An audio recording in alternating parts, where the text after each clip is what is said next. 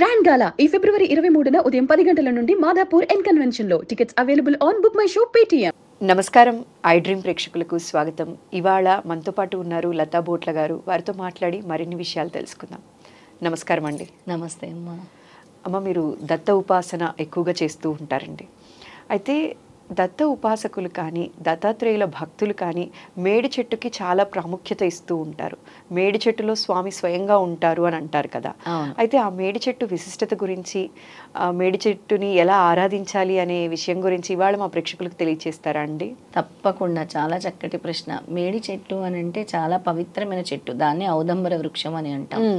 నేను ఔదంబర వృక్షంలోనే ఉంటాను అని దత్తాత్రేయ స్వామి చెప్పారు, నరసింహ సరస్వతి చెప్పారు, శ్రీపాద శ్రీవల్లభ స్వామి చెప్పారు.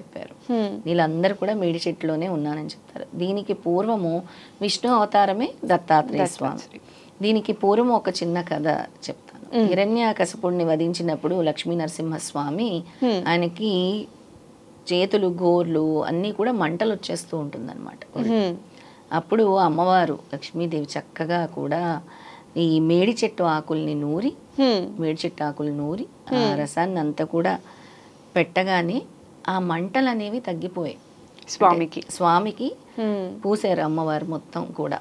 అంటే అవి ఒక రాక్షసుడిని వధించినప్పుడు ఎలా ఉంటుంది, ఆ మంటలు, గోర్లలో మంటలు ఇవన్నీ కూడా వచ్చినప్పుడు ఈ మేడి చెట్టు ఆకుల్ని అమ్మవారు తీసి చక్కగా నూరి స్వామికి సేవ చేసినప్పుడు స్వామి చాలా సాంతన పొందారట, చాలా సంతోషం వేసిందట. అప్పుడు అమ్మవారు స్వామి ఇద్దరు కూడా ఈ వృక్షము కల్పవృక్షము భూలోకంలో ప్రతి ఒక్కరు ఎవరైతే ఈ వృక్షాన్ని పూజిస్తారో వాళ్ళు కోరుకున్న కోరికలన్నీ కూడా తీరుతాయి అని చెప్పటం జరిగింది. అందుకని మేడి చెట్టుని పూజిస్తూ ఉంటారు. మేడి చెట్టుని ఎంత పూజిస్తే అంత మంచిది, కోరికలు వెంటనే తీరుతాయి. అలాగే మేడి చెట్టు ప్రదక్షిణలు ఒక 9 గాని 27 గాని 108 గాని ఎక్కడైతే మేడి చెట్టు ఉంటుందో ఔదంబర వృక్షం వెళ్ళి ప్రదక్షిణలు చేసి మీ కోరిక కోరుకున్నా కూడా, అలాగే అక్కడ మీరు పూజించి స్వామికి ఎక్కడైతే ఆ చెట్టు ఏళ్ళు ఉంటాయి మేడి చెట్టుకి చక్కగా పసుపు రాసి కుంకుమ పెట్టి, అలాగే పాలు నీళ్లు అవన్నీ వేసి అక్కడ దీపం పెట్టించుకొని, ఆ తర్వాత అక్కడ ఏదైతే కోరిక మీరు అనుకుంటున్నారో ఆ కోరిక కోరుకొని మళ్ళీ కోరిక తీరిన తర్వాత వచ్చి నేను ప్రదక్షిణలు చేసుకుంటాను అని స్వామిని కోరుకుంటే తప్పకుండా మీ కోరికలు అనేవి నెరవేరుతాయి. అయితే ఈ మేడి చెట్టు ఇంట్లో ఉండొచ్చు అంటారా లత గారు? ఇంట్లో ఉండకూడదని కూడా కొందరు భయపడుతూ ఉంటారు కదా. మేడి చెట్టు ఉన్న దగ్గరికి వెళ్ళి ప్రదక్షిణలు చేసుకోవాలా? ఇంట్లో కూడా మనము మేడి చెట్టు పెట్టుకొని ఆరాధించవచ్చు అంటారా? ఆరాధించవచ్చు, ఇంట్లో పెట్టుకోవచ్చు. అది కల్పవృక్షం పెట్టుకోకూడదని చాలా మంది అంటారు, కానీ ఇది కల్పవృక్షం అని స్వామి చెప్పారు. ఇది పెట్టుకోవచ్చు. కానీ దేవాలయాల్లో ఎందుకు ఉంచమంటారు అని అంటే మనం ఆ చెట్టును సరిగ్గా చూడలేకపోతామేమో, సరిగ్గా దాన్ని అంటే మనం లేనప్పుడు దాన్ని పోషణ చేయలేకపోతామేమో, అందుకని ఎక్కువ దేవాలయాల్లోనే ఉంటాయి. అందుకే దేవాలయాలకు వెళ్ళి ఎక్కువ ప్రదక్షిణలు చేసుకుంటూ ఉంటాం అన్నమాట మనం అక్కడ.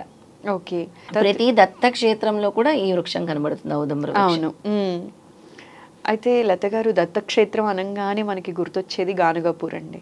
అయితే గానుగాపూర్ విశిష్టత గురించి మీ మాటల్లో ఇవాళ తెలుసుకుందాం అనుకుంటున్నానండి. గానుగాపూర్ విశిష్టత గురించి తెలియచేస్తారా అండి? తప్పకుండా. గానుగాపూర్ అని అంటే ముందు నేను ఇందాక గురుచరిత్ర ఎలా చెప్పానో అలాగా దత్తక్షేత్రాలు అడుగు పెట్టాలన్నా స్వామి మనని కరుణించాలి, అక్కడికి పిలవాలి. లేదు అని అంటే మేము వెళ్దాం అనుకుంటున్నాము, వెళ్ళలేకపోతున్నాము, చాలా రోజుల నుంచి అనుకుంటున్నాము అని అంటారు. స్వామి అనుగ్రహం ఉంటేనే అక్కడ అడుగు పెట్టగలరు. గానుగాపురంలో ముఖ్యంగా స్వామి పాదుకలు ఉంటాయి, నిర్గుణ పాదుకలు ఉంటాయి స్వామి. ఆ పాదుకలే చాలా మహత్తరమైన పాదుకలు అన్నమాట. ఇంకా గానుగాపురంలో సంగమం ఉంటుంది, భీమా అమృజ నదుల సంగమం ఉంటుంది అనమాట.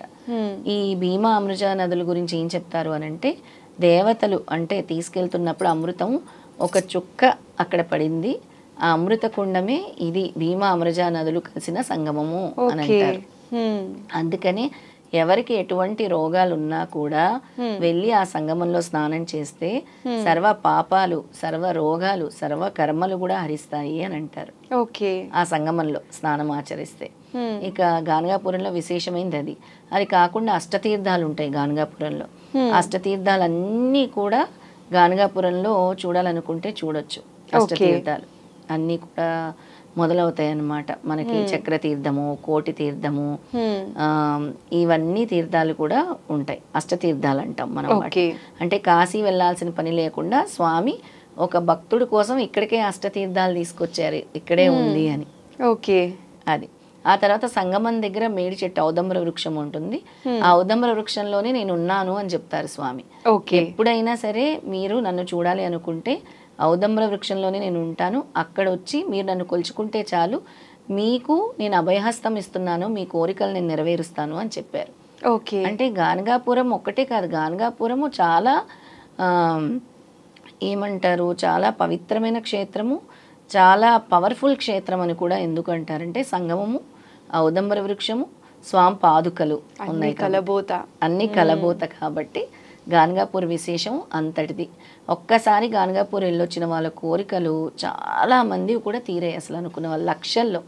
ఒకప్పుడు గానగాపూర్ అంటే ఎవరికి తెలియదు, ఇప్పుడు గానగాపూర్ అంటే ప్రతి ఒక్కరు కూడా మేము ఒక్కసారి గానగాపూర్ వెళ్ళి రావాలి అని అంటున్నారు.